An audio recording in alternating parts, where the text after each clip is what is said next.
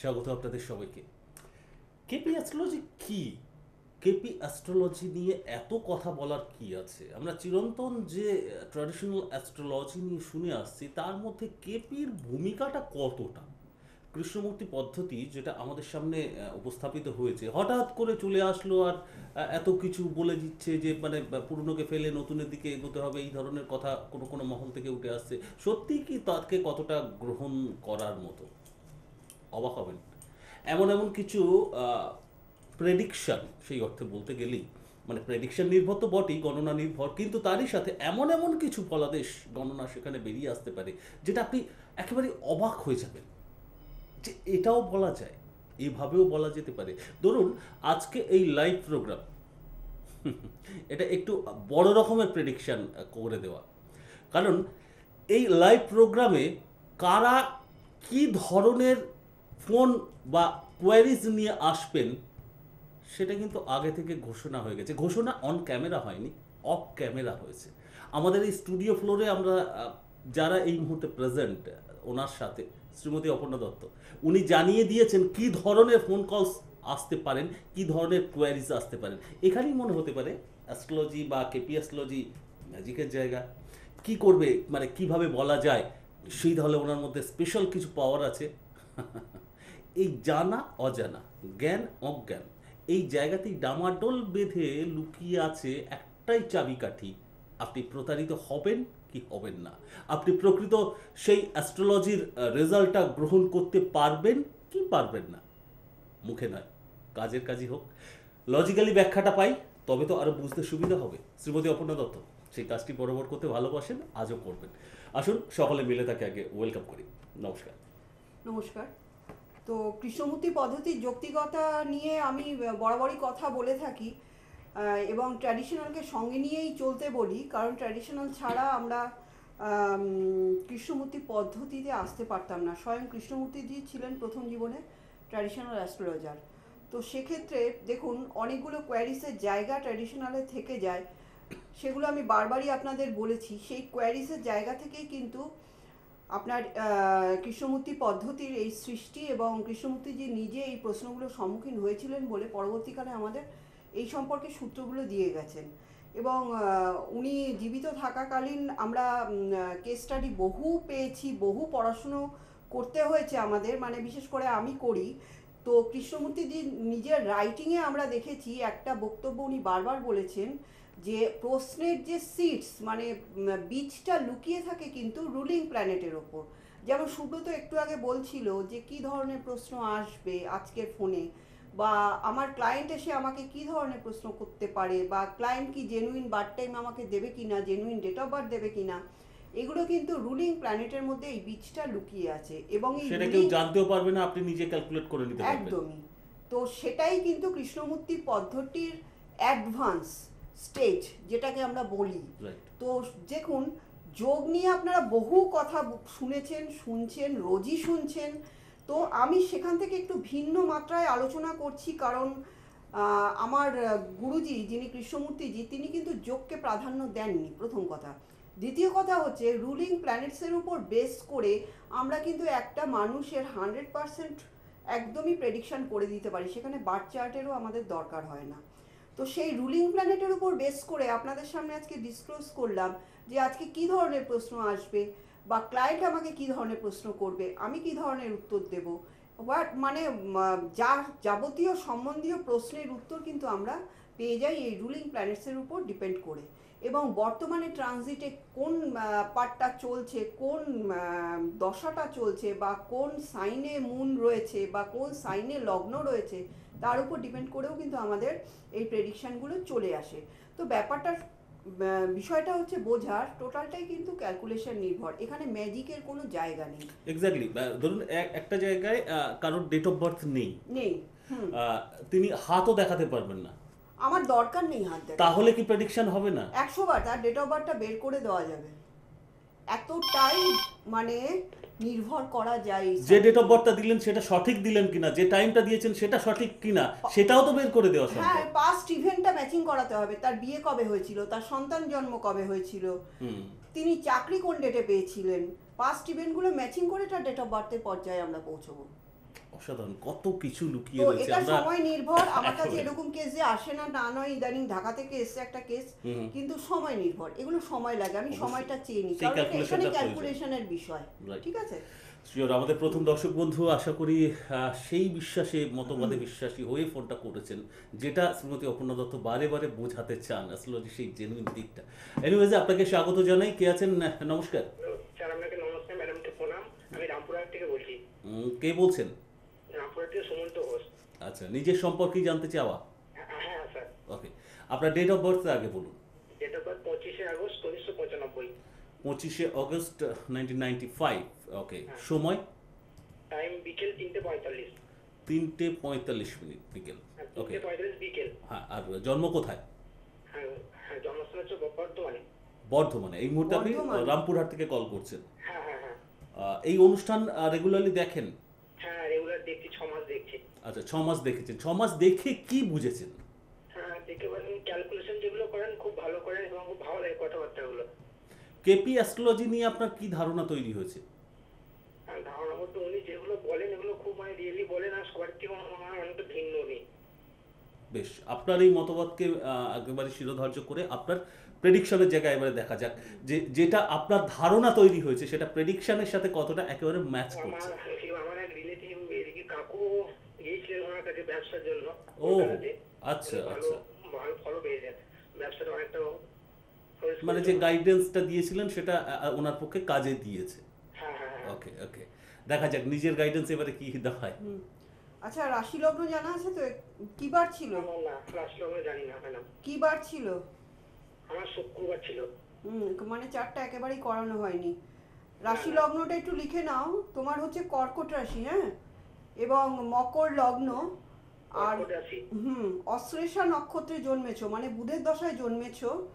এখন চলছে তোমার শুক্রের দশা। আচ্ছা। ঠিক আছে, শুক্রের দশা চলছে। তোমার হায়ার এডুকেশন নিয়ে প্রশ্ন, তুমি কি পড়াশোনা করছো এখনো? হ্যাঁ আমার পড়াশোনা হয়ে গেছে ম্যাডাম, গ্রাজুয়েশন মাস্টার ডিগ্রি হয়ে গেছে, কম্পিটিটিভ পরীক্ষাগুলো চেষ্টা করছি। কারণ কাজকর্ম কি কি পেতে পারো, কেরিয়ার। হ্যাঁ হ্যাঁ হ্যাঁ। দেখো, শুক্রের দশা এবং শনির অন্তর্দশা চলছে। শনি তোমার 3/12 লর্ড। ও জন্মস্থান থেকে দূরেই থাকবে, বর্ধমানে জন্মেছে। এখন কোথায় আছো? রামপুরহাট। হ্যাঁ হ্যাঁ। এবং শনির অন্তর্দশা চলছে। শনি কিন্তু সেকেন্ড হাউসে। তুমি কি কিছুই করো না? না না না, এখন কিছু করি না। টিউশন ফিউশনও করো না? হ্যাঁ টিউশনটা করতাম, এখন মানে করি না। তোমার ইনকামটা দেখাচ্ছে কিন্তু, হ্যাঁ, ইনকামটা দেখাচ্ছে। কারণ শনির অন্তর্দশা পিরিয়ডে শনি কিন্তু তোমাকে ইনকামটা দেবে, যত সামান্য হলেও দেবে, বাট খরচা প্রচুর। সময়টা একদম ভালো যাচ্ছে না এখন। হ্যাঁ, সময়টা ভালো যাচ্ছে না, এটা ঠিক কথাই। এবং রাহুর প্রত্যন্ত চলছে। রাহু কিন্তু 9তে বসে আছে। চাকরির চেষ্টা করছো, চাকরিগুলো হচ্ছে না, ম্যাচিওর করছে না। চেষ্টা করছো? হ্যাঁ আমি সেটা জিজ্ঞাসা করছি ম্যাডাম, গভর্নমেন্টগুলোকে চেষ্টা করে যাব। হ্যাঁ, গভর্নমেন্টে চেষ্টা করো, তবে গভর্নমেন্টের থেকে গভর্নমেন্ট আন্ডারটেকিংয়ের দিকে একটু চান্স আছে। এখনই চাকরি হওয়ার চান্স নেই। চান্স কিন্তু তোমার মে মাসের পর। হ্যাঁ, মে মাসের পর। এখানে চার্টে কিছু ডেফিসিয়েন্সি আছে, যেমন লগ্নের যে লর্ড সে কিন্তু খানিকটা উইক হয়ে বসে রয়েছে। কনফিডেন্সের অভাব বোধ করো, তাই তো? হ্যাঁ হ্যাঁ এটা ঠিক একদম। হ্যাঁ, ভীষণ কনফিডেন্সের অভাব বোধ করো, মানসিক চঞ্চলতা থাকবে, এবং খুব ফ্রাস্ট্রেশন খুব ফ্রাস্ট্রেশন, এবং খানিকটা মানে উদ্গ্রীব টাইপের হয়ে থাকো সব সময়। ঠিক আছে, মানসিক স্টেবলনেসের অভাব, যে কারণে মনে একাগ্রতা এবং পড়াশোনার ক্ষেত্রে একাগ্রতার কিন্তু অভাব ছিল। রেজাল্টও যে খুব একটা ভালো হয়েছিল তা কিন্তু নয়। আমরা যেরকম খাটি ম্যাডাম সে সময় হয়নি। হ্যাঁ, রেজাল্টও খুব একটা হাইফাই হয়নি, যে রেজাল্ট নিয়ে তোমার অনেক সমস্যাও ছিল পরীক্ষার আগে। কিন্তু পড়াশোনা করি, খুব মানে চেষ্টা করি, মানে সেই অনুযায়ী ঠিকঠাক হয় না। চেষ্টা করো, বাট ভাগ্যের সহায়তা পাও না। হুম। ঠিক আছে, চারটে একটু রেকটিফিকেশন করতে হবে। তবে চাকরি আছে, চাকরি এখনই নেই। 19 সালের মে মাসের পর হার্ড অ্যান্ড সোল চেষ্টা করতে হবে, এবং চারটাকে একটুখানি রেকটিফিকেশন করিয়ে নিও, না হলে কিন্তু সমস্যা আছে অনেক। হ্যাঁ, ভালো হবে ম্যাডাম, কোনো গ্রহ দোষ কিছু আছে? আছে তো, গ্রহদোষ তো ওভাবে আমি বলি না, এটা একটু মানে আলোচনা সাপেক্ষ। ঠিক আছে, উনি নিজে থেকে খুঁজতে চাইছেন যে ওনার কোনো সেই নেগেটিভ জায়গা আছে কিনা, প্রতিকার না, প্রয়োজন কিনা। প্রতিকারের তো স্বাভাবিক, এটা অবশ্যই জায়গা আছে। একটা বাধা পড়ছে, সেটা থেকে বেরিয়ে আসতে চাইছেন। হ্যাঁ, এবার এখানেই কি কোথাও একটা সূত্র লুকিয়ে থাকে আমাদের এই যে ভুলভ্রান্তির জায়গাগুলো? হ্যাঁ। আমি একটু মানে কাউকে সমালোচনার জায়গায় না, না গিয়ে একদম হ্যাঁ। প্র্যাকটিক্যাল জায়গাটা বুঝতে চাইছি। ধরুন আপনি যে প্রেডিক্টটা করলেন, হ্যাঁ যে ফলাদেশটা দিলেন, এটা হতেই তো পারে তিনি ডিফারেন্ট অন্য আরেকজনের কাছে হয়তো প্রেডিকশন নিতে গেলেন, একটু আলাদা কিছু প্রেডিকশন সেখানে বেরিয়ে আসলো। হ্যাঁ করতেই পারে। এই তফাৎটা কেন হয়? এটা দেখুন, এটা দৃষ্টিভঙ্গির তফাৎ, এটা আমাদের ফল্ট। এটা দৃষ্টিভঙ্গির তফাৎ। মানে আমি কৃষ্ণমূর্তি পদ্ধতিতে আমি যোগের কথা বলবো না, ঠিক আছে? ট্র্যাডিশনাল যারা আছেন তাদের কাছে গেলে পরে চারটা নিয়ে যোগের কথা উঠবে, 2 নাম্বার। 3 নাম্বার হচ্ছে কৃষ্ণমূর্তি পদ্ধতিতে আমরা রেট্রোগ্রেড প্ল্যানেটকে নেটাল চার্টে খুব একটা প্রাধান্য দিই না। মানে রেট্রোগ্রেড আর ডাইরেক্ট প্ল্যানেটের মধ্যে আমাদের গণনার ক্ষেত্রে কিন্তু কোনো পার্থক্য আসে না। আমরা রেট্রোগ্রেড প্ল্যানেটকে তখনই প্রাধান্য দিই যখন আমরা হোরারি করি। তো এক্ষেত্রে কিন্তু ওর লগ্নের লর্ড স্যাটার্ন কিন্তু সেকেন্ড হাউসে রেট্রোগ্রেড হয়ে বসে আছে। কিন্তু আমি তার জন্য স্যাটার্ন, আমি বলেছি লগ্নভাবটা উইক আছে। লগ্নের লর্ড স্যাটার্ন রেট্রোগ্রেড বলে কিন্তু স্যাটার্নের প্রতিকারের প্রয়োজন নেই। Saturn in the sub of sun, যে সান কিন্তু অষ্টমে পজিটেড এবং অষ্টমে বসে আছে ভেনাসকে সঙ্গে নিয়ে, সুতরাং অষ্টম কানেক্টেড হয়ে গেল লগ্নের সঙ্গে। মানে ও কিরকম টাইপের ছেলে, ও নিজেই কিন্তু নিজের মানে নেগেটিভিটিটা নিজেই ডেকে আনে, সেটাই হচ্ছে কথা। লগ্ন অষ্টমের কানেকশন হয়ে গেলে মানুষের জীবনে প্রচুর স্ট্রাগল থাকে এবং নেগেটিভিটিটা তৈরি হয় নিজে থেকে, নিজের কমপ্লেক্সন থেকে। এই কারণে কিন্তু আমি লগ্নকে একটু গার্ড করতে বললাম। এখানে কিন্তু স্যাটার্ন রেট্রোগেট দেখাচ্ছে, কিন্তু স্যাটার্ন রেট্রোগেট হলেও স্যাটার্নের সাবলটটা যদি ইমপ্রুভিং হাউসগুলোর সঙ্গে কানেক্টেড থাকতো তাহলে কিন্তু স্যাটার্নের প্রতিকারের প্রয়োজন হতো না। কিন্তু এখানে ট্র্যাডিশনালি গেলেই বলবে যে শনি বকরি আছে, শনিকে গার্ড করতে হবে যেহেতু লগ্নের লর্ড। এবং এখানে দারিদ্র যোগের কথা বলবে, শুক্র রবি, যে যোগগুলো আমরা কোনো রকমভাবে প্রাধান্য দিই না, কারণ ওর দরকার হচ্ছে সেটেলমেন্ট, তাই তো? প্রফেশনাল জায়গায় সেটেলমেন্ট। ও পড়াশোনা করেছে, ওর একটা চাকরি বাকরির দরকার, ইনকামের দরকার, settlement in the sense income, কর্মজীবনে প্রতিষ্ঠা। তো সেক্ষেত্রে আমাকে দেখুন দশম ভাবটা অবশ্যই দেখতে হবে। দশম ভাবে সাবলর্ড মার্কিউরি বেরিয়েছে, মার্কিউরি কিন্তু ওর ষষ্ঠের লর্ড এবং লাইন 9th-এর লর্ড। সুতরাং ষষ্ঠ ভাব মানে তার চাকরিকে নির্দেশ করছে। সূত্র একের পর এক সূত্র এভাবে জড়িয়ে, মানে নিজের যিনি জ্যোতিষী ক্যালকুলেট করবেন তিনি তার মন গড়া কথা তো বলবেন না, এখানে কোনো এই ক্যালকুলেশনের জায়গায় আবার একটু অবজারভেশনেরও বোধহয় ভীষণ রকমের ভূমিকা রয়েছে এবং নিজের মতাদর্শেরও একটা ভূমিকা রয়েছে এবং কিভাবে দেখছি, কিভাবে বিশ্লেষণটা করছি সেটারও ভূমিকাটা রয়েছে। বিশ্লেষণটা পারফেক্ট হলে আমার মনে হয় না কেউ মিসগাইডেড হবে, কিন্তু তফাৎটা হয়েই যায়, এটা কিন্তু বাস্তব কথা। কিছু ক্ষেত্রে তো রাশি লগ্নেরও তফাৎ হয়ে যায়, সেটা আমরা অনেক ক্ষেত্রে বুঝি না। টেকনিক্যালি আপনি বুঝিয়ে দিয়েছেন এর আগে কেন কতটা সূক্ষ্মতম জায়গাতেও মানে হাউসগুলো শিফট করে গেছে। যাই হোক, অ্যাওয়ারনেসের কাজটা চলতে থাকবে। অ্যাস্ট্রোলজির জায়গাতেই আছে, প্রকৃত জেনুইন তথ্যটা উপস্থাপিত হওয়া দরকার, আমাদের যে ভুল ধারণাগুলো সেখানে সংশোধন হওয়া দরকার, তার জন্য প্রয়োজনীয় তথ্যটাই এই অনুষ্ঠানের মূল বৈশিষ্ট্য। এই মুহূর্তে আমাদের পরের বন্ধু অনেকক্ষণ আছেন সাথে, আপনাকে এবারে স্বাগত জানাই অনুষ্ঠানে। নমস্কার। হ্যাঁ নমস্কার দিদি। দাদা নমস্কার আপনাকে। আমি খিদিপুর থেকে বলছি, আমার মেয়ে সম্পর্কে আমি জানতে চাই। আচ্ছা, মেয়ের নাম কি? রাতুল গুহ। আচ্ছা বলুন, ছেলে না মেয়ে? আচ্ছা, ডেট অফ বার্থ বলুন। 5 নভেম্বর 1999, সকাল 10টা 11:50, আর বার্থ প্লেস হচ্ছে কালীঘাট ম্যাক্সিমাম। না, সকাল 10টা 11:50 কি বললেন বুঝলাম না।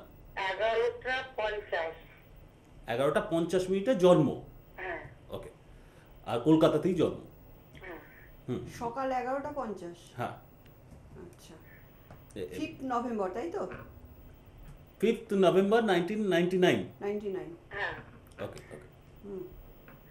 আচ্ছা, কি বার ছিল? সেদিন শুক্রবার। শুক্রবার ছিল। আপনি মেয়ের সম্পর্কে রাশি লগ্ন জানেন তো? হ্যাঁ জানি। হ্যাঁ, কি লগ্ন ওর? মকর লগ্ন তো? হ্যাঁ মকর লগ্ন, কন্যা রাশি। কন্যা রাশি, আচ্ছা। ওর আপনার কন্যা রাশি, ওর চন্দ্রের দশায় জন্মেছে, মানে হস্তা নক্ষত্রে জন্ম। ওর বর্তমানে চলছে রাহুর দশা, ঠিক আছে?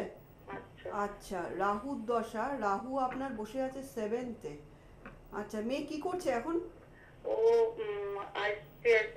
আইএসসি দেবে। আইএসসি দেবে। তো পড়াশুনো তো খুব একটা বেটার করছে বলে মনে হচ্ছে না। চেষ্টা করছে, প্রচুর পড়াশোনা করছে, কিন্তু সেই তুলনায় নাম্বারটা একটু কমই। পড়াশোনা পারফেক্টলিও করছে না, বুঝলেন তো, এটা চার্ট শো করছে। আপনি হয়তো দেখছেন ও সারাদিন বই নিয়ে বসে আছে, ঠিক আছে, বাট ওর মনটা কিন্তু নেই, মনটা ডাইভার্ট হয়ে গেছে। হ্যাঁ, আচ্ছা কিছু অপ্রিয় সত্যি কথা আমাকে বলতে হবে। দেখুন, ওর রাহুর দশা চলছে 12 থেকে 30 পর্যন্ত, 2012 থেকে। রাহু ওর সপ্তমভাবে পজিটেড এবং জলরাশিতে, ঠিক আছে। আচ্ছা এবং রাহু আপনার, রাহু আছে স্যাটার্নের স্টারে, রাহু সাবে, যে স্যাটার্ন হচ্ছে 1, 2 এবং সাবলর্ড রাহু 7th। দেখুন, ওর রেজাল্টটা কিন্তু মিডিওকার রেজাল্ট হবে, ঠিক আছে। ও 65 to 70%-এর বেশি কিন্তু ও অ্যাচিভ করতে পারবে না। কেন পারবে না? ওর লগ্নের ওপরে কেতুটা রয়েছে এবং এখন বর্তমানে স্যাটার্নটা কিন্তু, যে ওর রেজাল্টের কারক, মানে একাদশের সাবলর্ড, সে কিন্তু আপনার বসে আছে ওর দ্বাদশ ভাবের ওপর ট্রানজিটে। আচ্ছা তো সেক্ষেত্রে কিন্তু সেখানে ওর মঙ্গলও রয়েছে। হ্যাঁ, সেক্ষেত্রে ট্রানজিট কিন্তু ওকে নেগেটিভিটিটা দেবে। এবং দেখবেন মেয়ে একটু পারফেকশনিস্ট, তাই তো, একটু খুঁতখুঁতে স্বভাবের আছে, সব কিছু ওর মন মতো হয় না। হ্যাঁ, এবং মুন ভেনাসের একটা কম্বিনেশন রয়েছে, এটাও খুব একটা ভালো না। মেয়ে কি গান টান শিখেছে কিছু? না, ছোটবেলায় শিখেছে, কিন্তু এই পড়ার চাপের জন্য গান নাচ সবই ছেড়ে দিয়েছে।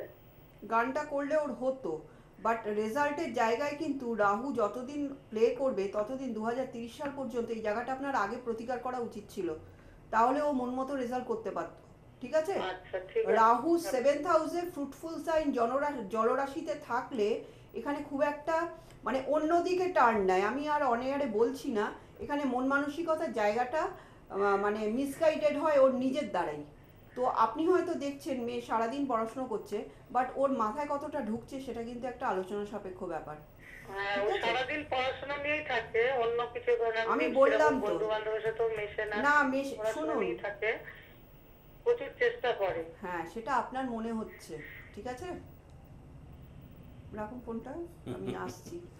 বাস্তব জায়গাটা কিন্তু অন্যরকম, কারণ এখানে চার্টে লুকানোর কিছু নেই। না। যেটা পাচ্ছেন সেটা বলে দিতেই হবে, এবং সেটা যদি মা হিসাবে আপনার কোথাও একটা গোচরে নাও থেকে থাকে, সেটার জায়গায় সচেতন হতে পারেন। অ্যাস্ট্রোলজির এটাই সুফল, না, এটাই আমাদের জেনে যাওয়ার জায়গা। আমাদের মানে আমরা তো মায়েদের ধারণা যে ছেলে মেয়ে বাড়িতে থাকলে এবং বইপত্রের মধ্যে থাকলে বোধহয় কিছু করেন, খুব মানে স্বাভাবিকভাবে অন্য কোনো ব্যাড হ্যাবিটস তৈরি হয় না। পড়াশোনাতেই কনসেন্ট্রেট করছেন, এটাই তো স্বাভাবিক। এটা নয়, কিন্তু বাড়িতে থেকেও অনেক কিছু হতে পারে, তাই না। এখন মোবাইল ইন্টারনেটের যুগ, এবং সপ্তমে রাহুটা রয়েছে। সপ্তমের জায়গাটা হচ্ছে আপনার শিক্ষার সাপেক্ষে হচ্ছে মিডিওকার রেজাল্ট, আর নাম্বার 2 হচ্ছে অ্যাডাল্টারির জায়গাটা কিন্তু সপ্তম ভাব। এই জায়গাটা আমি জাস্ট একটু বলে দিলাম, কারণ মা হয়তো ভাববেন যে দিদি কি বললেন, তো এই জায়গাটা কিন্তু একটুখানি নজরে আসা দরকার, ঠিক আছে। এই ক্ষেত্রে অন্তত স্পষ্ট কথায় কোনো কষ্ট নেই, না, একদম স্পষ্টভাবে বলতে হবে। কারণ আপনি যে অ্যাস্ট্রোলজারের কাছে যাচ্ছেন, একজন এডুকেটেড অ্যাস্ট্রোলজার, তিনি আপনার জন্য প্রপার জায়গাটা বলবেন, এটাই আপনি এক্সপেক্ট করে যাচ্ছেন। আপনাকে খুশি করার জন্য তিনি বলবেন, এটা কখনোই ভেবে যাবেন না কিন্তু কোনো অ্যাস্ট্রোলজারের কাছে।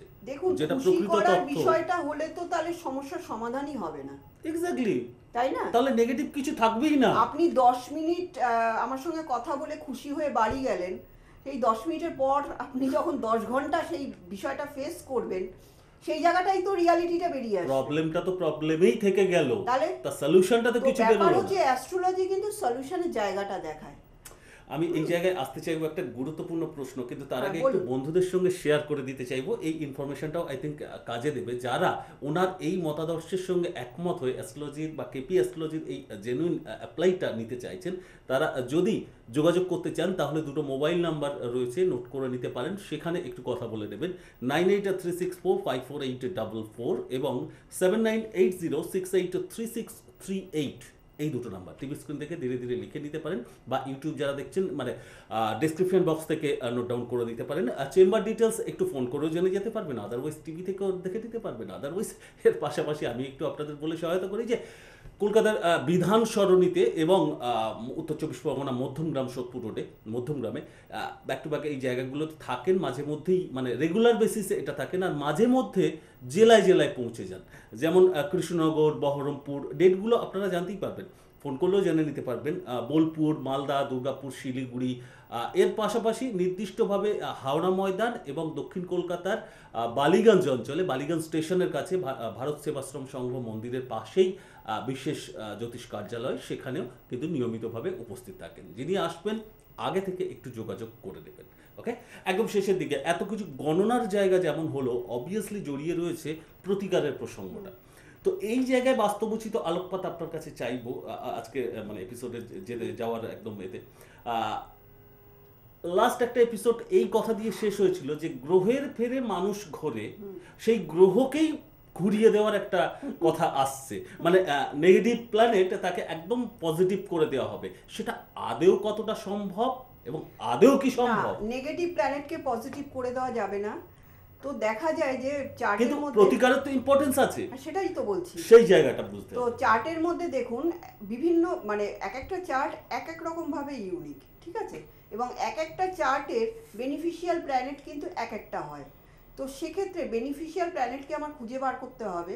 যে চার্টটা আমি দেখছি, যার নেগেটিভিটি চার্ট চলছে, যেমন এই মেয়েটিকে আমি মাকে অনেক কথা বললাম, যদি কোনো সময় সাক্ষাৎ হয় আমি ডিটেলসটা ওনাকে বিবরণ দিয়ে দেবো যে কি চলছে, কি চলছে। আমি এটাই দেখছিলাম, আপনি যখন অ্যানাউন্সমেন্টটা করছিলেন আমি চার্টটার গভীরে ঢুকে দেখার চেষ্টা করছিলাম যে আমি আবার কোনো উল্টোপাল্টা বললাম না তো, দেখলাম না 100% ঠিকই বলেছি। তো ব্যাপার হচ্ছে যে এখানে কিন্তু প্রতিকারের জায়গাটা, যেমন এখানে আমি জাস্ট প্রতিকারের একটুখানি যেটা মানুষের বোঝার মতো হয় আমি সেটুকুই বলবো, বেশিটা বলবো না। তো সেক্ষেত্রে কিন্তু আপনার বিষয়টা হচ্ছে যে নেগেটিভ প্ল্যানেটকে কিন্তু পজিটিভ করা যায় না। পজিটিভ যদি নেগেটিভ প্ল্যানেটকে বুস্ট আপ করা হয় তাহলে তার নেগেটিভিটির জায়গাটা অনেকটা বেড়ে যায়। তো আমরা খুঁজবো ঠিক সেই সময় দশান্তর দশা সাপেক্ষে কোন প্ল্যানেটটা তার ফেভারেবল আছে এবং কোন প্ল্যানেটটাকে বুস্ট আপ করলে সেই ফেভারেবল জায়গাটা এতটাই বেড়ে যাবে যে নেগেটিভ জায়গাটা কিন্তু তখন আর চোখেই আসবে, মিনিমাইজ হয়ে যাবে। এই জায়গাটা তো একদম বিপরীত অনেক মতামত বেরিয়ে আসে। ধরুন যে প্ল্যানেটটা আমার নিজস্ব মানে নেগেটিভ এফেক্ট দিচ্ছে, তার প্রয়োজনীয় যে রত্ন বা যে প্রতিকার সেটা দিলে তাহলে তার থেকে প্রোটেকশনটা আসবে। আপনি বলছেন না, তার নেগেটিভিটি আরো বেড়ে যাবে। হ্যাঁ, এই জায়গাটাই কিন্তু সংঘাত হয়ে যাচ্ছে। সংঘাতটা দেখুন, নিচস্থ মানে কি, আমি একটা কথাই বুঝি যে নিচস্থ মানে সে নেগেটিভ প্ল্যানেট। আমরা উচ্চস্থ নিচস্থ আমাদের কৃষ্ণমূর্তি পদ্ধতিতে নেই, আমরা পজিশনাল স্ট্যাটাসটা দেখি, মানে সে সেলফ স্ট্রং নেগেটিভিটির দিকেও সেলফ স্ট্রং হতে পারে বা পজিটিভিটির দিকেও সেলফ স্ট্রং হতে পারে।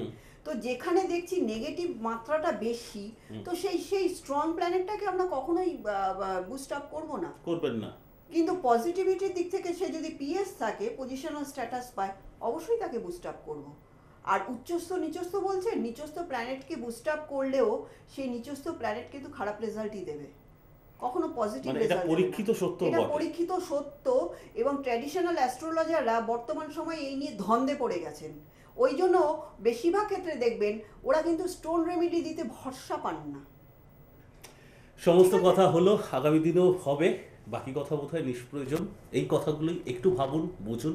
ইউটিউবের কথা বলে দিলাম, সেখানে তো আপলোড থাকে অন্যান্য এপিসোডগুলো, এই এপিসোডগুলো দেখে নিতে পারেন। দেখে নিয়ে এবার ভাবুন, বুঝুন আপনার জন্য কোনটা প্রযোজ্য, কেপি অ্যাস্ট্রোলজি আপনার জন্য কিনা, সমস্ত কিছু ভেবে এগোন। শুভেচ্ছা রইল। আজকে বিদায়, নমস্কার।